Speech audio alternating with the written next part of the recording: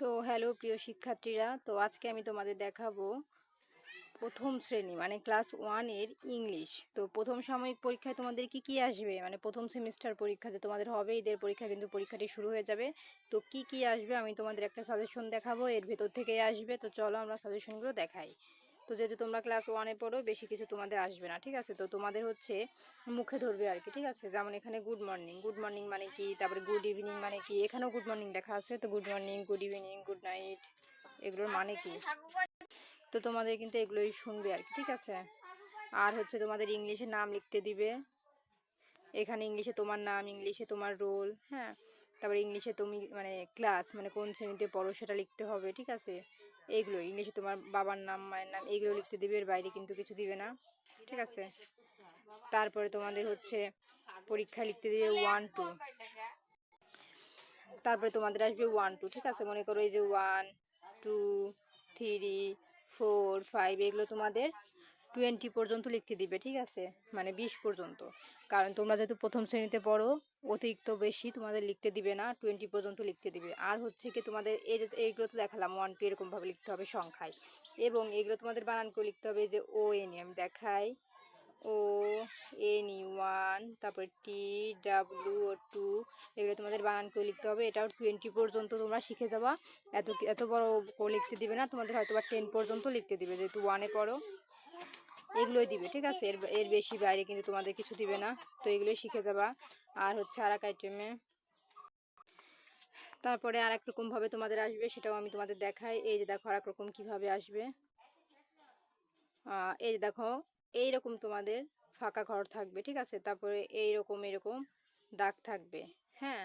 তো ওই যে 1-2 তোমাদের লিখতে হবে, এই যে 1, তারপরে এই ঘর ফাঁকা, এরকম 2, এখানে 3। তো এইবার দেখো এখানে 1 আছে, এখানে কি লিখতে হবে 2, এখানে সরি, হ্যাঁ এখানে 2 লিখতে হবে। আমি আবার একটা মিস্টেক করছি, দেখো এখানে 2, এখানে হবে 3, এখানে 4। তাহলে দেখো এখানে 1 আছে, এখানে 2 লিখতে হবে, এখানে 3 আছে, 4, তাহলে এখানে কি লিখতে হবে 5। তারপর মনে করো এখানে 6 দেওয়া আছে, তাহলে এখানে কত লিখতে হবে 7, মানে এখানে 6 আমার দেওয়া নাই, আমি তোমাদের বোঝালাম আর কি। তো এইরকম তোমাদের আসবে আর কি, ঠিক আছে। এরকমভাবেও আসবে, এরকমভাবে শিখায় বাচ্চাদের, তারপর স্কুলে পাঠাবো। আর এক রকম আসবে, সেটাও দেখাই।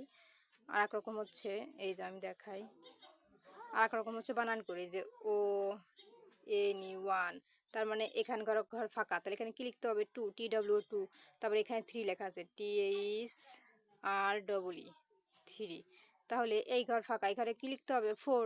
এরকম এরকম 10 পর্যন্ত বাচ্চাদের শিখায় পাঠাবা, যেহেতু 1-এ পরে বড় কিছু দিবে না, ছোট করে দিবে, এগুলো শিখায় পাঠাবা, ঠিক আছে। তো এরকম আকারে কিন্তু তোমাদের পরীক্ষায় আসবে, এইগুলোই আসবে, এর বেশি কিছু আসবে না। আর হচ্ছে এখানে দেখো একটা কবিতা লেখা আছে, টু লিটিল, হ্যাঁ। এই কবিতাটা টু লিটিল ব্ল্যাকবার্ডস, এই কবিতাটা তোমাদের 4 লাইন, 1 2 3 4, এই 4 লাইন হচ্ছে তোমাদের পরীক্ষায় ম্যাক্সিমাম স্কুলে মুখে ধরবে। যেহেতু ছোটো বাচ্চারা লিখতে পারবে না, ম্যাক্সিমাম স্কুলে মুখে ধরবে। আর কিছু সংখ্যক যেমন শহর অঞ্চল, ঢাকা, এইসব শহর অঞ্চলে যে স্কুলগুলো আছে, ইংলিশ মিডিয়াম স্কুল, এই ধরনের স্কুলে ওরা বাচ্চারা অনেক স্মার্ট, মানে অনেক জানে পড়াশোনা, তো ওরা অনেক কিছু পারে, ওদের হচ্ছে এগুলো লিখতে দিবে, ঠিক আছে।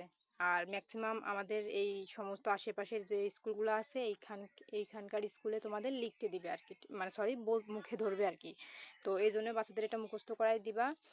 আর যারা শহর অঞ্চলের দিকে আসো, এই ভিডিওগুলো দেখতেছো, তারা হচ্ছে এইগুলো লিখার মতন মুখস্থ করা দিবা তাদেরকে, ঠিক আছে। তো এই আসবে, এর বাইরে কিছু আসবে না। আর আমি তো দেখালাম কি কি আসবে, তো এইগুলোই আসবে, এর বাইরে কিছু আসবে না। আর এই যে ছোট হাতের এবিসিডি, তোমাদের ছোট হাতের এবিসিডি লিখতে দিবে, এবং হচ্ছে তোমাদের বড় হাতের যে এবিসিডিগুলো আছে, সেই বড় হাতের এবিসিডিগুলো লিখতে দিবে, ঠিক আছে। আমি তো বলেই দিলাম। আর হচ্ছে এই যে এইগুলো অ্যান্ট, অ্যাপেল, ব্যাড, বল, এগুলো তোমাদের মুখে ধরবে আর কি। এগুলো মানে কি, এগুলো মুখে ধরবে, এগুলো শিখায় বাচ্চাদেরকে পাঠাবা। আবার আবার যারা শহর অঞ্চলের স্কুলে আছে, তাদের হচ্ছে এগুলো লিখতে দিবে, ঠিক আছে।